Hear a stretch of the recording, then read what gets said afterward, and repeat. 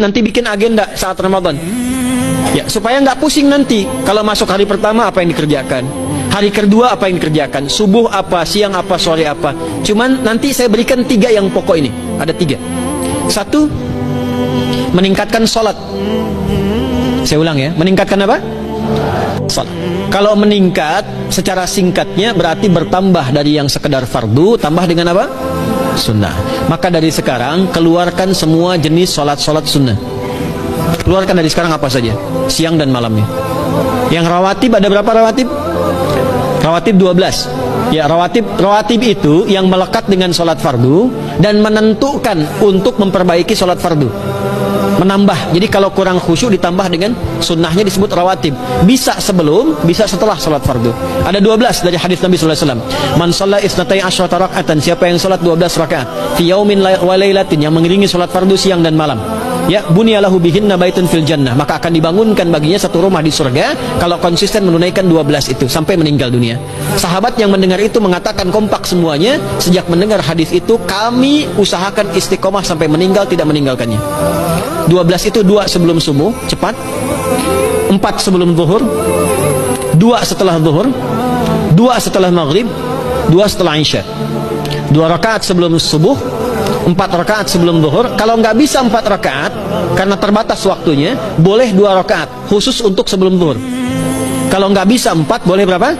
2. Dalilnya hadis Ibnu Umar radhiyallahu taala anhuma. Kata beliau, hafidtu asyra rakaatin, saya hafal 10 rakaat dari Nabi sallallahu alaihi wasallam salat sunnah.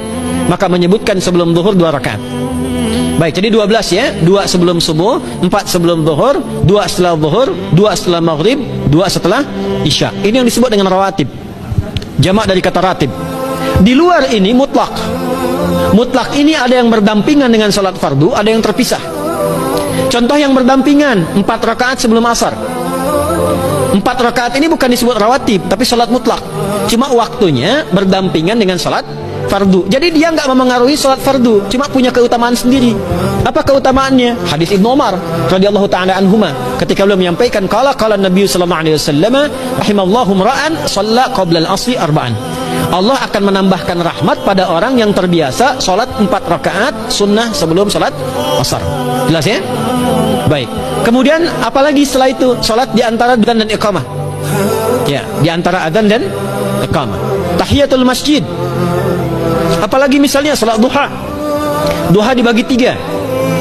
Awal duha itu kurang lebih 1,5 jam setelah salat subuh. Subuh sekarang misal 4:30, maka jam 6 muncul awal duha. Namanya syuruk. Saya ulang, salat apa namanya? Syuruk itu salat awal duha. Jumlah rakaatnya 2 rakaat. Man shalal ghadata fil jama'ati thumma yaqudu yadhkurullah subhanahu wa ta'ala fa yusalli rak'ataini fakana alaihi ka ajri umratin wa hajjin, ya ka ajri ummatin wa hajjin tamatan. Siapa yang salat subuh 2 rakaat dengan berjamaah, ya, dan umumnya kalau berjamaah bisa ke masjid di masjid. Kalau tak mampu ke masjid, tunaikan di rumahnya. Setelah itu tidak beranjak dulu, dia duduk untuk berzikir kepada Allah. Zikir itu bisa baca Quran. Quran surah 15 ayat 9 itu Quran disebut dengan zikir. Quran surah 54 ayat 17, 22, 32, 40 itu Quran disebut dengan zikir. Bisa baca Quran, bisa berdoa. Doa disebut dengan zikir. Quran surah ke-7 ayat 205. Ya. Bisa dengan apa lagi? Bertafakur, ya, mengaji, ta'lim, itu disebut dengan zikir. Ali Imran ayat 190 191. Alladzina yadhkuruna Allaha qiyaman wa qu'udan wa 'ala junubihim wa yatafakkaruna fi khalqis samawati wal ard. Ya, disebut dengan zikir. Bisa bertasbih. Zikir pagi petang, kalimat-kalimat thayyibah ada itu di Quran surah ke-4 ayat 103. Jadi habis salat subuh zikir dulu. Doa dulu, zikir dulu, belajar dulu, tafsir dulu. Setelah itu muncul syuruk. Perjalanannya disebut isyraq, melewati masyrik, 1 tombak bayangan, dia salat 2 rakaat, itu pahala salatnya senilai haji dan umrah. Sempurna. Bukan sudah haji, bukan. Mau kemana? Ibu mau haji dulu? Tidak. Ya, hajinya nanti bulan Dzulhijjah. Tapi senilai haji dan umrah itu 2 rakaat. Awal duha disebut apa? Syuruk. Pertengahan duha sekitar jam 9 jam 10. Jumlahnya 2 sampai 4 rakaat. Ya, 2 sampai 4 rakaat.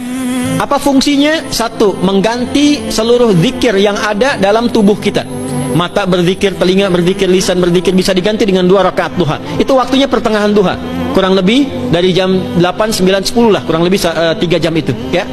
Yang kedua, bisa menghambat atau menghentikan, menahan satu musibah umum. Misal ada kebanjiran nih atau macet nih. Orang-orang kena macet. Bapak yang biasa sholat duha pertengahan itu tiba-tiba ditolong oleh Allah, dibebaskan. Tiba-tiba ada orang datang, Pak lewat sini di sana macet. Atau dibimbing ada kontraflow. Itu manfaatnya duha tuh. Yang pertengahan. Yang terakhir adalah akhir duha. Sekitar jam 10 sampai jam 11 menjelang ke zuhur. Ya, akhir duha itu jumlahnya dari 2 bisa 4 sampai 8 rakaat. Di antara manfaatnya bisa mempermudah datangnya rizki dengan izin Allah Subhanahu wa taala ketika ikhtiar.